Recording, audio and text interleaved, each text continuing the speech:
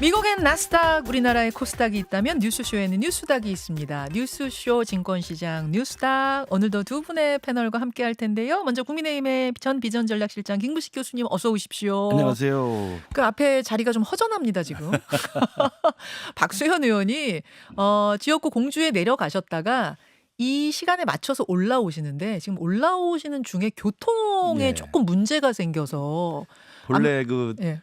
그 정상적으로 타야 승차해야 했던 버스를 놓쳤던 모양이에요. 뭔가 사연이 좀 있는 것 같아요. 그리고 그래서 지금 지난 주말에 지금 각 지역이 난립니다. 축제한다고. 지역 축제. 어제 같은 경우는 어제 저녁에 예. 그 술 안 드신 지역구 국회의원 없을 겁니다. 저도 마찬가지고. 지금 술 때문에 생각하시는 건 아닐 걸로 생각하면서 한번 본인을 불러보죠. 박수현 의원님 나와 계십니까? 네, 박수현입니다. 현재 올림픽대로입니다. 그러면은 의원님이 직접 운전하시는 건 아닐 테니까 오시는 현재 즉시 택시를 타고 있는데요. 택시 타셨어요. 우리 김근식 교수님 예측과 달리 예. 제가 공주에서 새벽 5시에 집에서 나와서 예. 정상대로 6시 고속버스를 탔는데 제가 5년째 출퇴근 고속버스를 타고 있는데 이렇게 막힌 날이 처음입니다. 저렇게 막힌. 어쨌든 예. 오늘 김현정 뉴스쇼에 예. 막대한 영향을 드려서 죄송합니다. 일단 사과부터 지금 하셨어요. 정중하게. 아니 뭐 이것도 이제 네네. 새로운 방식이라 재밌네요. 자, 의원님. 끝까지 네. 전화로 하실 생각하지 마시고 되는 대로 도착하시게 되면 스튜디오로 자연스럽게 들어오시면 돼요. 그렇게는 안 될 것 같아요. 진짜. 하여튼 뭐 교통 사정이 지금 생각지 못하게 이렇게 된 거. 하여튼 죄송하게 생각합니다. 저도 대신 네네. 청취자들께 네. 사과드리면서 오늘 해보죠. 네. 두 분이 골라오신 뉴스닥 키워드 상한가 하한가부터 체크를 하겠습니다. 김무식 교수님 뭐 골라오셨습니까? 네, 제가 골라온 키워드는 탄핵의 밤 이재명 방탄 빌드업인가 하한가로 가져왔습니다. 주말에 국회에서 있었던 탄핵의 밤 행사 이거 이재명 대표 방탄용 빌드업 아닌가 하한가 골라오셨어요. 이어서 박수현 의원은 뭘 골라오셨을까요? 네, 지금 민생이 참 어려운데 뉴스는 독대라는 지금 말이 키워드가 돼 있잖아요. 그래서 이 한동훈 대표나 대통령실이 독대의 늪에 빠져 있는 것 같은데요. 그래 독대의 늪. 그다음에 한동훈 대표는 지난 추석 연휴 때 절벽에서 뛰어내릴 때가 오면 주저없이 뛰어내리겠다라고 한 발언도 한 적이 있거든요. 그래서 예. 오늘 저는 독대의 늪, 절벽에선 한동훈 하한가 가져왔습니다. 독대 늪에 빠진 절벽에 선 한동훈 대표 하한가 골라오셨어요. 두 분 다 키워드가 강렬합니다. 강렬합니다. 먼저 김근식 교수님이 골라오신 하한가. 그 국회에서 이제 이른바 탄핵의 밤 행사가 열렸는데 네. 일단은 시민단체 주체긴 해요. 그렇죠. 근데 이제 민주당의 강득구 의원이라고 그분이 이제 그 대관을 해주신 모양이에요. 대관을 국회의원이 주선해야만 그렇죠. 가능한 거죠. 그러니까 예. 이게 이제 비슷한 사건이 저도 언뜻 떠오르는 게 2017년인가요? 박근혜 대통령 탄핵안이 통과된 직후에 이른바 박근혜 대통령 나체 사진전이 있었어요. 그때 사진인가 그림 아닌가? 예, 그림. 누드화. 나체, 예, 나체 누드화. 전시전이 있었죠. 예. 그때 이제 표창원 의원이 또 그 대관을 좀 해줘서 그때 이제 표 의원은 이런 그림이 있는 몰랐다는 건지 거죠. 전혀 몰랐다. 몰랐다는 거고 실제로도 그랬던 것 같아요. 근데 어쨌든 굉장히 그때 파장이 컸습니다. 컸어요. 여성에 대한 뭐 이 모욕주기라는 측면도 있었고 그다음에 현직 대통령에 대한 것도 있었고 그래서 결국은 민주당에서도 중징계를 내려가서 표창원 의원이 제가 알기로 그때 직무정지 6개월인가를 받았어요. 그랬었나요? 그러니까 그 정도로 국회의원 한 분 한 분이 입법기관이긴 합니다만 국회 안에서 벌어지는 행사에 대해서는 굉장히 꼼꼼하게 챙겨봐야 되는 부분이 있는데 이번에 강득구 의원이 빌려준 이 탄핵의 밤 행사는 다 알고 한 겁니다. 그때 표창원 의원이 했던 이 나체 그 전시전은 모르고 했다는 네. 것이었는데 이건 다 알고 있고 지금도 뭐가 잘못됐느냐 이렇게 이야기를 하고 있는 것이어서 탄핵이란 단어가 얼마나 엄중한 단어고 무거운 단어입니까? 그걸 뭐 시청 광장이나 광화문 광장에서 일반 시민들이 하는 거야 말릴 수 없습니다만 국회라는 곳에서 공식적으로 이런 행사를 하는 것을 현직 국회의원이 했다는 것은 제가 볼 때 굉장히 지탄받을 일이라고 생각합니다. 굉장히 지탄받을 일이다. 민주당 박수현 의원 어떻게 보십니까? 글쎄 그게 왜 지탄받을 일인가 저는 동의하지 않고요. 정말 지탄받아야 할 일은 뭐냐면 지금 저도 그렇고 민주당에서 주장하는 것이 지금 윤석열 국정 운영이 이미 심리적 탄핵 상태에 들어있다라고 지금 말하고 있지 않아요? 왜 탄핵이라는 말을 티읕자도 못하게 합니까? 그렇게 하려면 적어도 국정 운영을 그런 말이 나오지 않도록 기조를 바꿔야 되는데 그럴 일이 전혀 없어요. 그러면 본인들은 전혀 국민의 목소리에 귀 기울이지 않고 이미 심리적 탄핵에 들어선 국민들이 티읕자만 이야기해도 엄중한 무슨 뭐 반헌법적 행위다. 지금 그렇게 하니까 지금 자꾸 이 국정이 잘못돼 가고 있는 것이고요. 저는 김근식 교수님 이렇게 생각해요.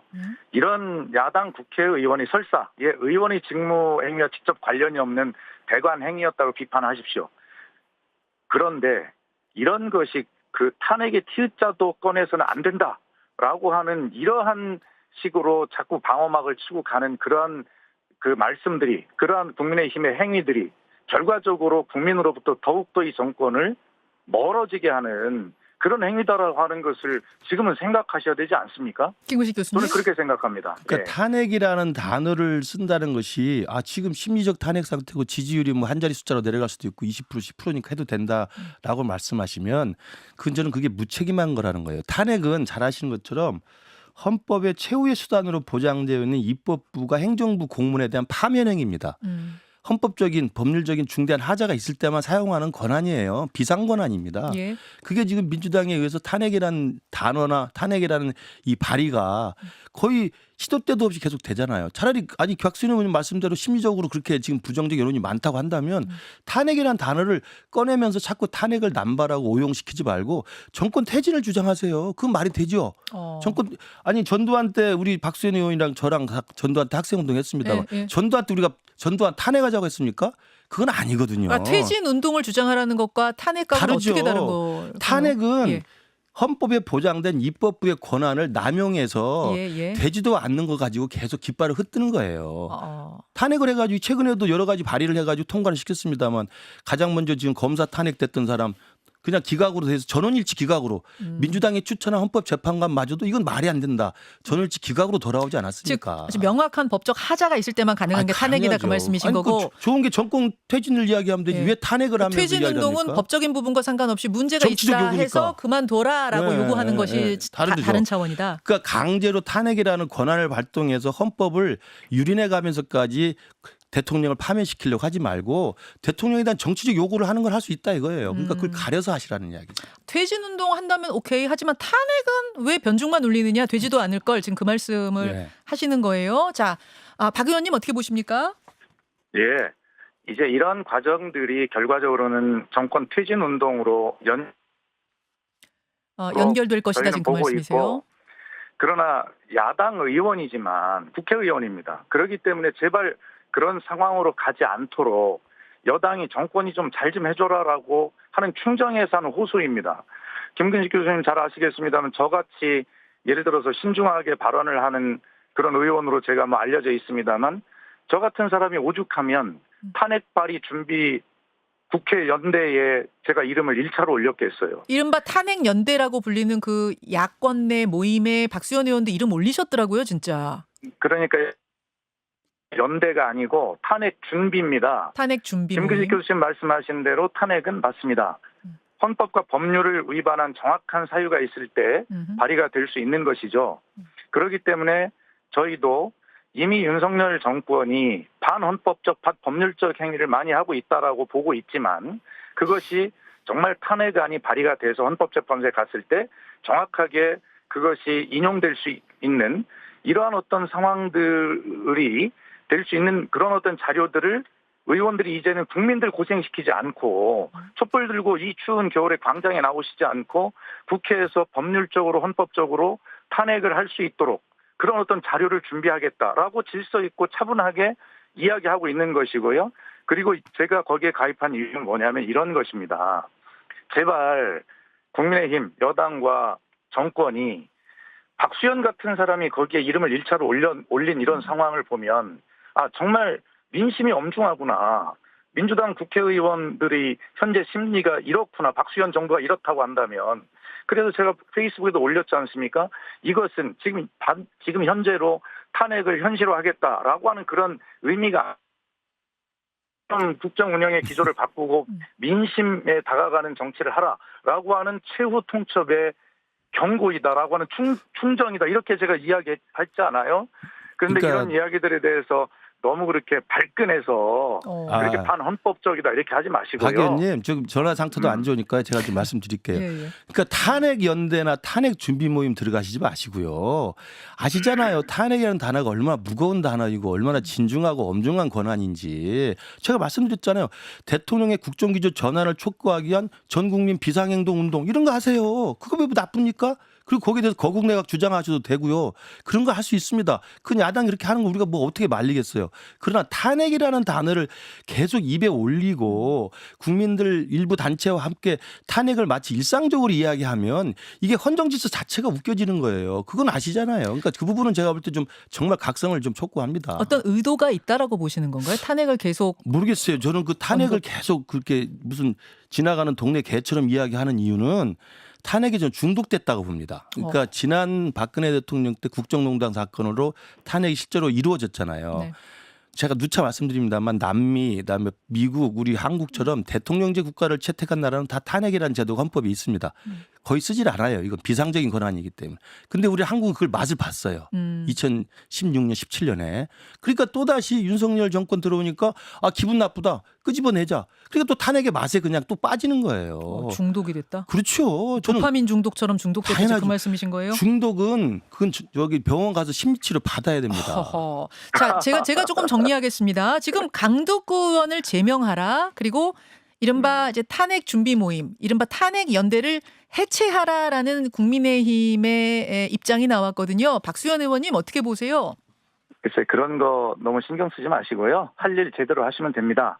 그래서 국민으로부터 이미 심리적 탄핵을 당하고 있는 현재의 상황을 집권 여당으로서 정확하게 반성하고 그리고 정말 어떻게 하면 민심에 다가가려고 하는가라고 하면 이런 용어 자체가 나올 수도 없고요. 이런 모임 만들려고 해도 누가 만들 수도 없으며 특히 박수현 같은 사람이 거기에 가입할 일도 없겠죠. 이런 상황을 좀 국민의 편에서 엄중하게 봐야 할 집권 여당의 책임이 엄중하다는 말씀을 드리고 있는 것입니다. 강덕구 의원 제명 요구에 대해서는 뭐 논평할 가치 없다고 보십니까? 그렇습니다. 논평할 가치조차 없습니다. 하하, 논평할 그러니까 가치 박수현 없다. 의원님 같은 합리적이고 중도적인 분이 그 탄핵 준비 모임에는 좀 빠져주세요. 그게 우리 정치를 그래도 정상화시키는 길입니다. 부탁드립니다. 오늘 말이죠. 조금 다른 이슈긴 합니다만 이재명 대표 위증교사 재판. 그러니까 요거는 그 김문기 씨 아냐 모르냐 선거법 공판하고는 좀 다른 거죠. 위증교사 재판에 결심 공판이 있는 네, 날이기도 오늘, 네. 해요. 오늘 또 중요한 이벤트가 하나 있는데 여기서 이제 검찰의 구형이 나올 텐데 김구식 교수님은 어느 정도 내다보세요? 그 우리 박수현 의원하고 저하고 다른 방송에서 그 지난 선거법 위반 결심 공판 때 예, 결심 구형량 나오기 전에 예측하는 질문을 똑같이 받았다가 그러셨어요. 저랑 박수현 의원이 벌금 500만 원 정도 예상했다가 크게 지금 저희들이 낭패를 봤습니다. 징역 2년 구형돼서 일찍 반하세요. 그래서 오늘은 제가 미리 구형량을 예상하고 싶지 않습니다. 박 의원님은 어떠세요? 아니 그러니까 이제 검찰이 정해진 목표가 있기 때문에 그 어떤 양형의 기준을 참고해서 최고로 검찰은 구형을 할 것으로 뭐 당연한 것이죠. 역시 무리한 최고형이 나올 기소의- 거다라고 보세요. 무리한 기소의 목표가 결과적으로 법원에서 유죄를 때려달라라고 하는 검찰의 요구일 텐데요. 뭐 그런 어떤 뭐 최고 수준의 구형을 하지 않겠나 이런 생각을 합니다. 네. 아마 이 위증교사는 최고형이 징역 3년인 걸로 제가 알고 있는데 3년 최고형 뭐가 됐든지 최고형이 나올 거다라는 박수현 의원의 예상까지 이건 지켜보도록 하겠습니다. 뉴스닥 함께하고 있습니다. 이어서 다음 상한가 하한가로 넘어가 보죠. 이번에는 박 의원님이 골라오신 하한가 독대늪 절벽 끝에선 한동훈 대표 골라오셨어요. 그렇게 보세요 지금 상황을? 아니 그러니까 지금 국민들께서 너무너무 답답해하고 계시잖아요. 지난 만찬회동 때 민생이 이렇게 힘들고 의료 대란이고 이런 상황 속에서 한동훈 대표 지도부 출범 이후에 상견례에 불과하다라고 하는 뭐 그런 입장을 대통령실에서 내긴 했습니다만 아니 그게 상견례만 할 수 있는 이런 시국인가요? 그렇기 때문에 국민은 어떤 희망이라도 줄 수 있는 메시지가 나오기를 바랐는데 결과적으로 그렇지 못했고 대통령실에서는 화기애애한 만찬이었다 이렇게밖에 안 했잖아요. 저는 대통령실이 예. 물론 한동훈 대표가 독대를 요청하는 뭐 형식과 언론 플레이 다 뭐 지적할 수 있어요. 그러나 본질은 그게 아니지 않습니까? 국민이 기다리고 있는 답이 있고 희망의 메시지를 기다리고 있는 상황에서 그렇게 그러니까 심지어 그 부총장이 그렇게 이야기한 거 아니에요? 뺨이라도 한 대 때려주고 싶다. 뭐 자, 이렇게까지 이야기를 했던데. 잠깐만요.